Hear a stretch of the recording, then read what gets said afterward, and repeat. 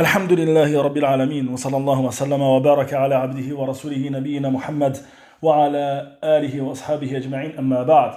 Alors que nous vivons une période de troubles, de fitan, et une période où les gens de l'innovation sont de plus en plus nombreux à se concurrencer quant au fait de propager leur fausseté, sois le plus prudent possible dans ce que tu vas acquérir de ta religion, et les sources d'égarement sont nombreuses aujourd'hui. Parmi les paroles des gens de science qui sont connues, cette parole, Man kana shaykhuhu kitabahu yakthuru khata'uhu. Celui dans son cheikh et son livre, voilà que ses erreurs sont nombreuses. Pourquoi cela? Car la personne n'est pas à l'abri, en se contentant de lire les livres, bien qu'ils soient des livres bénéfiques, n'est pas à l'abri d'erreurs de compréhension. Il se peut que la parole qui soit transmise dans ce livre soit véritablement la parole du cheikh, cependant, il se peut que la compréhension de la personne ne soit pas correcte, ne soit pas saine, et ainsi qu'il y ait des erreurs dans sa compréhension. C'est pour cela qu'on remarque que lorsqu'on revient vers la méthodologie des salaf salih, des sahaba, des tabi'in, des tabi'i tabi'in, des meilleurs des générations de cette communauté, voilà qu'ils étaient ardents quand on fait de voyager afin d'acquérir cette science directement auprès des gens de science et d'entendre cette science directement auprès d'eux.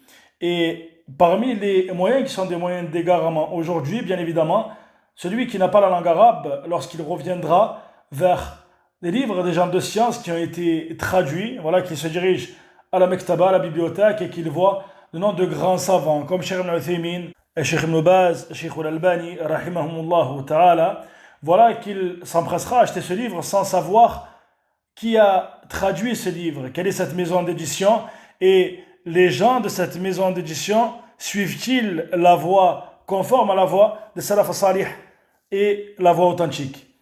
Parmi les moyens qui sont également des moyens de tromperie pour les gens, ce qu'on appelle tahrif al-kalami an mawadi'ih, le fait de modifier la parole de sa véritable place et le fait de modifier la parole du cheikh. Et c'est ce que l'on retrouve parfois même dans certains livres qui sont en langue arabe.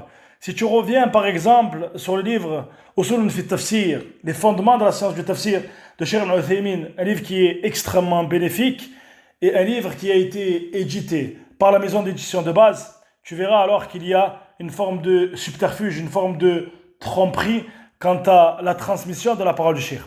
Tu trouveras à la page 56 de ce livre, dans la maison d'édition de base, la parole de cheikh qui fait référence à cette question-là du fait que est-ce que cette religion a été transmise au négateur sans que cette transmission n'ait été altérée, sans qu'il n'y ait eu de perturbation quant à la transmission de cette religion. C'est-à-dire, notamment, il fait référence, il m'en garde contre les gens de l'innovation qui ont suivi une voie parmi les voies de l'innovation, comme les frères musulmans ou les khawarij. Ces deux groupes de bid'ah qui ont notamment pris beaucoup d'idées dans leur voie de l'égarement de Sayyid Qutb notamment, comme ceci est connu. Et il a mis notamment en garde contre les frères musulmans. Et lorsque tu reviens vers la lecture de cette page-là, tu verras alors que est écrit, donc à la page 56, là, ولما ظهرت الجماعات الذين يتصرفون بغير حكمة إلى آخر كلامه.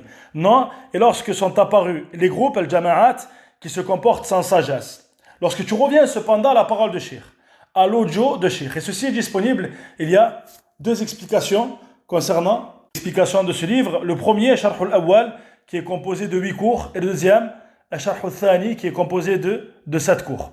Lorsque tu reviens à la deuxième explication, au premier audio, et tu écoutes la parole de Cheikh, et ces audios sont disponibles à la minute 22 et 50 secondes exactement, tu verras que Cheikh Ibn Uthaymin n'a pas dit ça. Il a dit, là, وَلَمَّا ظَهَرَتْ قَضِيَّةُ الْإِخْوَانِ الَّذِينَ يَتَصَرَّفُونَ بِغَيْرِ حِكْمَةٍ. C'est-à-dire qu'il a mis en garde contre les frères musulmans. Il a dit non, et lorsque est apparue l'affaire des ikhwan, des frères musulmans qui se comportent sans sagesse.